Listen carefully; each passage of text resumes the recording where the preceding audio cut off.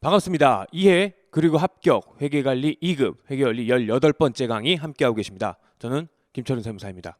자, 우리요 지금까지 해가지고 같이 재무상태표, 재무제표의 5가지 중에 첫 번째, 가장 중요한 첫 번째 뭐요?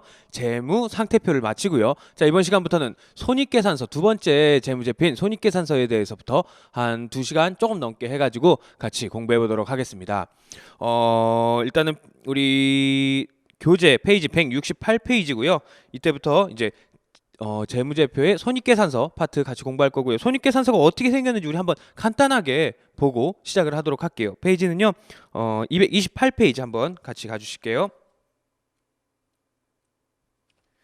자, 228페이지 보면은요. 손익계산서에 샘플이 나와 있고요. 그 오른쪽에 보시면 지금까지 우리가 배워왔던 재무상태표의 모습이 나와 있습니다. 자, 재무상태표 나와 있고요. 요 내용 간단하게 보시면은, 자, 재무상태표는 제가 설명드린 내용이랑 똑같아요. 왼쪽에 자산, 오른쪽에 부채와 자본으로 크게 나눠져 있고요. 왼쪽에 유동자산, 자산은 유동자산과 비유동자산으로 나눠져 있고, 유동자산 안에 이제 당좌자산과 양가로 2번 재고자산 그렇게 해서 나와 있고요. 밑에 비유동자산에는 첫 번째 투자자산 없네요. 이 회사는 투자자산이 없나 봐요. 주식회사 3이라는 곳은 유형자산, 무형자산만 있네요. 기타 비유동자산 없어요. 기타 비유동자산 없는 경우도 많이 있어요. 투자자산 없는 회사들도 많이 있고요. 오른쪽에 부채 부분 보시면은 유동부채와 비유동부채. 비유동부채 안에도 뭐 없잖아요. 사채나 아니면은 장기 차입금이나 또 뭐 있다고 그랬죠? 우리 하나 더 있는 게 퇴직급여 충당부채 이런 게 있다면은 비유동부채에 들어가겠지만 이 회사는 없는 경우도 뭐 많이 있고요.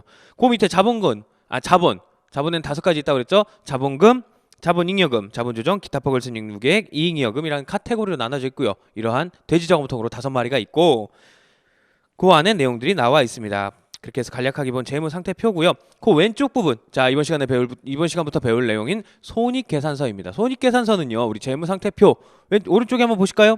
재무상태표 보면 2000X2년 12월 31일 현재죠. 12월 31일 날 우리 회사, 주식회사 3일이라는 회사는 이러이러한 재무상태를 가지고 있어요. 자산은 이만큼 있고요. 부채는 이만큼 있고요. 자본은 이만큼 있습니다라고 딱 잘라서 말을 하는 건데 왼쪽에 나와 있는 손익계산서 한번 볼까요? 손익계산서라는 그 제목 밑에 2000X2년 1월 1일부터 2000X2년 12월 31일까지 이 일정한 기간 동안에 우리 회사는 얼마를 벌었고요. 얼마를 써가지고 남는 이익은 얼마만큼입니다. 라는 걸 보여주는 거예요. 자, 큰 내용, 손익계산서의 큰 내용부터 한번 적어드리고 가도록 하겠습니다. 자, 손익계산서는요. 위에 마찬가지로 제목을 적어주시고요. 손익계산서라고. 손익계산서는요. 2020년 1월 1일부터 2020년 12월 31일까지 1년간의 경영 성과에 대해서 보여주는 표입니다. 우리 회사는요. 우리 회사의 이름은 재무상태표에도 적었듯이 똑같이 왼쪽에다 적어줍니다. 왼쪽에 뭐라고요? 주식회사 짱구패션에 대해서 우리가 공부하고 있죠. 짱구패션이라는 회사고요. 여기 나오는 거는요. 뭐 옷을 판다고 해서 벌로 적는 것도 아니고요. 몇 벌이라고 적는 것도 아니고요. 우리 단위는 원 단위로 쓰고 있습니다. 라고 적어 놓습니다. 그리고 이 아래부터 나오는 내용은요. 자, 기본적으로 수익이 나오고요. 거기서 우리가 사업과 관련된 비용을 빼고 나면은 우리 회사의 이익 또는 손실이 나오게 됩니다. 이 내용이 가장 기본적인 손익계산서의 내용이에요. 근데 자, 요걸 좀 더 디테일하게 잡을 필요는 있어요. 왜냐하면은 우리 회사에 수익이 들어온다 하더라도 이게 영업과 실제적으로 관련된 수익인지 아니면 그 외적으로 어떻게 운이 좋아서 발생한 로또 당첨된 수익인지를 구분을 해줘야 내년부터 그 로또 만약에 당첨된 수익이 있다면 내년부터 그거 발생하긴 좀 어렵겠지 않겠냐 이런 걸 구분해주기 위해서 수익도 2가지로 나눠봅니다. 우리 영업과 관련 있는 수익,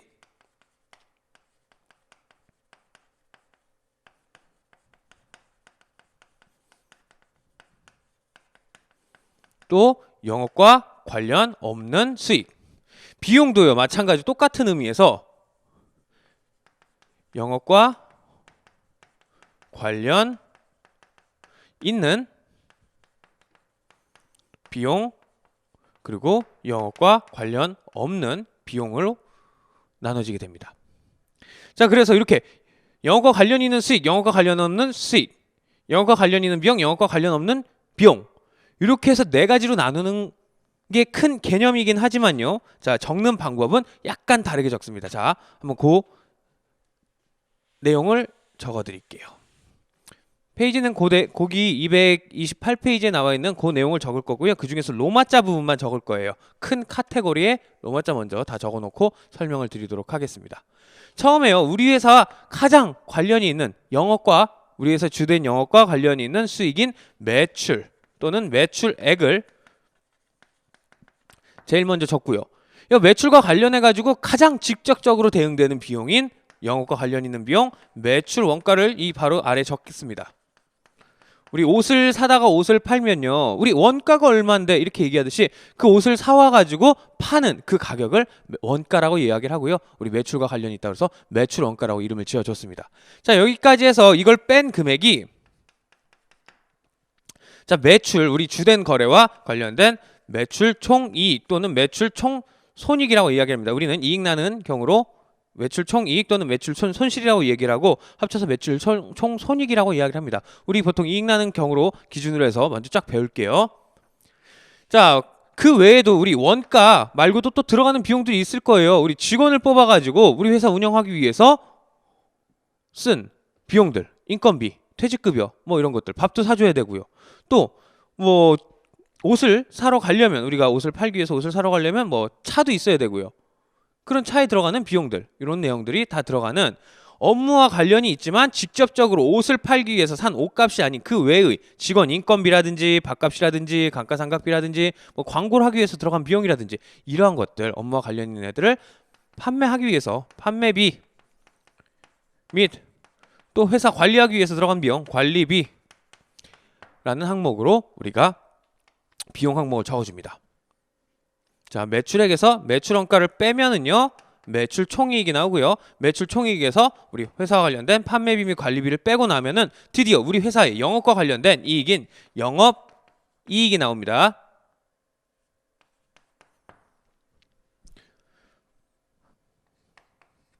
자, 영업이익까지 나왔어요. 자, 근데 우리 회사 영업이익 외에도 조금 전에 설명드렸듯이 영업과 관련 없는 곳에서 수익이 발생을 할 수도 있어요. 예를 들어 볼까요? 우리 회사에서 옷을 파는 회사인데 은행에 고객이 우리 고객한테 받은 돈을 은행에 잠깐 넣어놨는데 조금이나마 이자가 붙었어요. 우리 이자 받으려고 하는 회사는 아니에요. 근데 돈을 넣어놨는데 이자가 생겼어요. 그러한 수익들, 영업과 관련이 없는 영업 바깥쪽에서 나타난 수익이다 해가지고 영업 외 수익을 더해주고요. 또 같은 내용으로 영업과 관련 없는 곳에서 발생한 비용을 빼줍니다. 그러면은 우리 회사와 관련된 순이익이 나오게 돼요.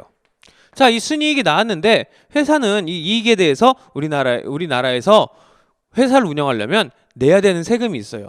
법인에게, 주식회사에게 부여되는 법인은 법인세라고 이야기합니다. 이 순이익에서 법인세를 빼요.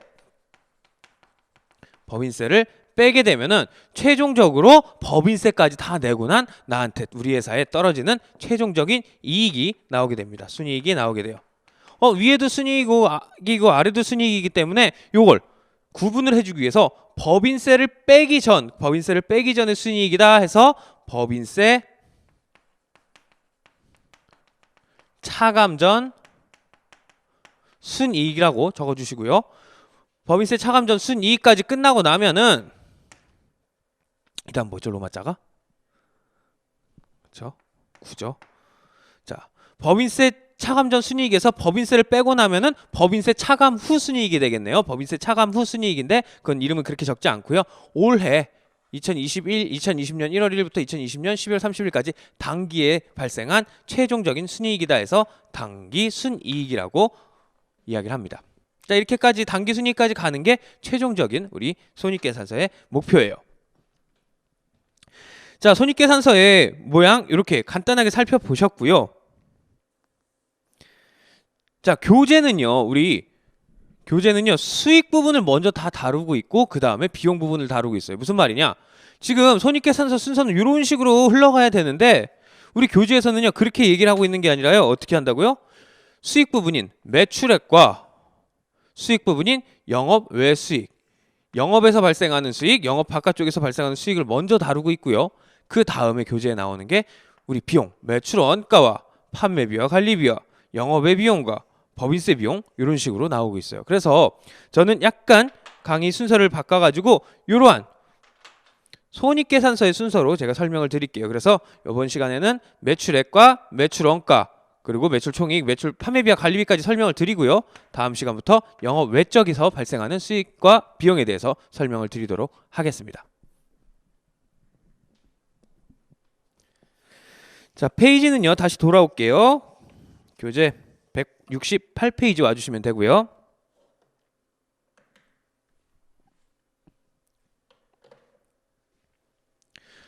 자, 수익의 의의입니다. 매출액, 네모 1번 매출액 위에 보도록 하겠습니다. 수익은요. 밑줄 칠게요. 통상적인 경영활동에서 발생하는 동그라미 1번 수익의 의의 설명드리고 있습니다. 통상적인 경영활동에서 발생하는 경제적 효익의 총유입, 경제적 효익의 총유입에 동그라미 해주시고요. 을 말하며 자산의 증가, 네모 쳐주세요. 자산의 증가 또는 부채의 감소. 그 아래 나와 있는 박스는요. 수익은 일단 읽어볼게요. 밑줄 치지 마세요. 수익은요. 주된 영업활동으로부터 창출된 수익과 뭐죠? 이러한 매출액 그리고 일시적이거나 우연적인 거래로 발생하는 이득으로 분류된다. 이론적인 내용이고요. 영업의 수익, 일시적으로 또는 우연적으로 발생한 이득으로 분류가 되는데 밑에 나와 있는 박스는 중요하지 않아요. 협의의 의미의 수익과 광의의 의미의 수익 요 내용을 설명을 하고 있는데 수익과 이득으로 나눈다. 한 번만 읽어보시고 의미만 아시면 돼요. 전체적인 우리가 돈을 버는 게 있고 그 중에서 우리가 원하는 부분에서 우리가 목표하는 부분에서 발생하는 수익이 있다. 자, 기업회계 기준에서는 수익을 다음과 같이 분류하고 있대요. 수익을 두 가지로 분류하고 있대요. 1번 네모 1번 매출액, 네모 2번 영업외 수익입니다. 네모 1 매출액, 네모 2 영업외 수익이에요. 얘네를 어떻게 하는지 제가 한번 간단하게 이야기를 들어봐 드릴게요. 자, 짱구가요. 이번에는 짱구 패션이 아니라 짱구 반점을 중국집을 운영을 해요.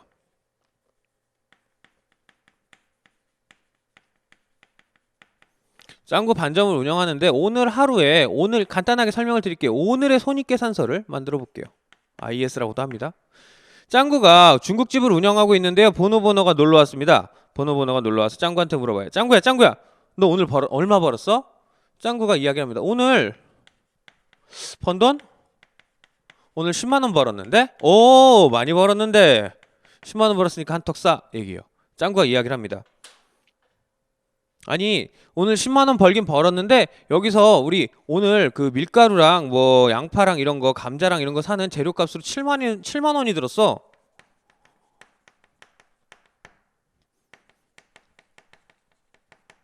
아, 그래? 그러면은 그래도 3만 원 남았겠네? 3만 원 벌었으니까 3만 원으로 맛있는 거 싸! 라고 얘기합니다. 번호가. 그래서 짱구가 또 얘기해요. 아니, 근데 내가 3만 원을 벌었는데 짜장면 팔고 그리고 원재료 빼고 나서 3만 원을 벌었는데 오늘 우리 배달하시는 분이 안 오셔가지고 배달을 외부에다 맡겼어. 외부에 맡겨가지고 그 배달하시는 분 오늘 새로 오셔가지고 배달해 주시는 분이 오늘 비용으로 2만 원 가져갔어. 배달비 2만 원이 나갔대요.